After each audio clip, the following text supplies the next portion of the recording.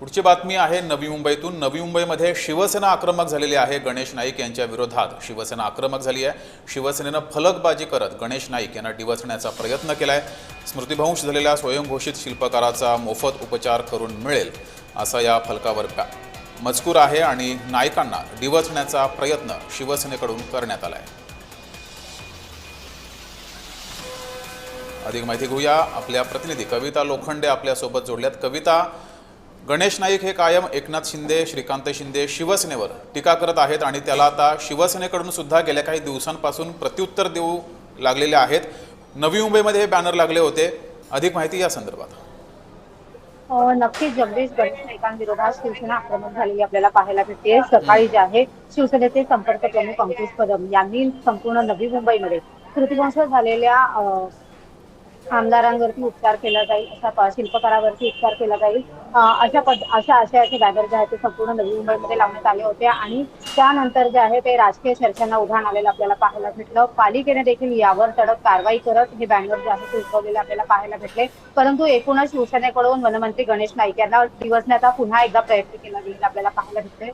खासदार श्रीकांत शिंदे यांना माजी खासदार करेन अशा प्रकारचं वक्तव्य जे आहे ते वनमंत्री गणेश नाईक यांनी गेल्या 2 दिवसापूर्वी केलं होतं आणि त्यानंतर जे आहे ते अनेक राजकीय चर्चांना उधाण आलेलं आपल्याला पाहायला भेटलं आणि एकूणच नवी मुंबईमध्ये आता हे राजकीय वातावरण आपल्याला पाहायला भेटतंय। संध्याकाळच्या दरम्यान वनमंत्री गणेश नाईक यांचे समर्थक देखील आक्रमक झालेले आपल्याला पाहायला भेटलेत। अंकुश कदम यांचा पुतळा बनवून त्यांना जोडा मारत जे आहे त्या पुतळ्याचं दहन देखील या ठिकाणी मुंबईतील बोनकोडे या गावामध्ये करण्यात आलं आहे आणि एकूणच जर बघायला गेलं तर राजकीय चर्चांना उधाण आलं असून गणेश नाईक समर्थक असतील किंवा शिवसेना असेल हे दोन्हीही पक्ष जे आहे ते आक्रमक झालेले आपल्याला पाहायला भेटत आहेत। कविता, या प्रकरणी गणेश नाईक यांची काही प्रतिक्रिया समोर आली आहे?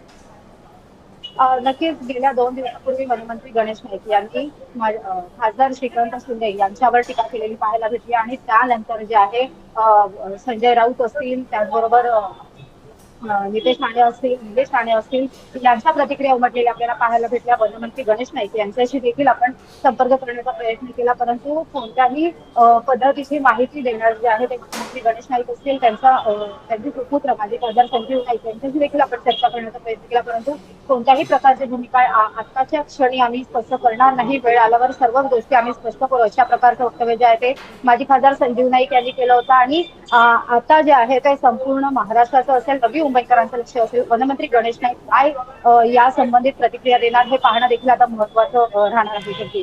मात्र कविता, गणेश नाईक आणि शिवसेनेचा वाद हा वरिष्ठ पातळीवर सुद्धा पोहोचलेला आहे। वरिष्ठ पातळीवर यावर चर्चा आहे आणि दोघांमधील वाद मिटवण्याचा प्रयत्न सुरू आहे। या संदर्भात काही माहिती समोर आली आहे? जगदीश, गेल्या अनेक वर्षापासून वनमंत्री गणेश नाईक हे ठाणे जिल्ह्याचे पालकमंत्री राहिले होते आणि त्यांचं ठाणे जिल्ह्यामध्ये जे आहे ते वर्चस्व असलेलं आपल्याला पाहायला भेटतं आणि अशातच एकनाथ शिंदे जे उपमुख्यमंत्री आहेत त्यांनी नवी मुंबईमध्ये हस्तक्षेप केल्यामुळे किंवा वनमंत्री गणेश नाईक यांना डिवचल्यामुळे जे आहे हे प्रकरण जे आहे ते आता पुन्हा एकदा तापलेलं आपल्याला पाहायला भेटतंय। मनपा निवडणुकीच्या आधी जे आहे ते गणेश नाईकांकडून उपमुख्यमंत्री एकनाथ शिंदे यांच्याकडे शिवसेनेच्या जागा वाटपावरून चर्चा झाली, परंतु काही कारणास्तव जागा वाटप निश्चित झालं नाही आणि नवी मुंबईमध्ये जे आहे ते शिवसेना विरुद्ध भाजप अशीच लढाई आपल्याला पाहायला भेटली आणि त्या दरम्यान जे आहे आरोप प्रत्यारोप देखील होताना पाहायला भेटले आणि आता जे आहे ते वरिष्ठ पातळीवरती वनमंत्री गणेश नाईक आणि उपमुख्यमंत्री एकनाथ शिंदे यांची भांडणे मिटवण्यासाठी जे आहे ती चर्चा होताना देखील आपल्याला पाहायला भेटते, परंतु ही भांडणे मिटणार की या संदर्भात राजकीय चर्चांना आणखी उधाण येणार हे पाहणं महत्त्वाचं असणार आहे। जगदीश, ठीक आहे, तर सर्व प्रतिनिधी आपल्या सोबत जोडले होते, सर्वांना धन्यवाद।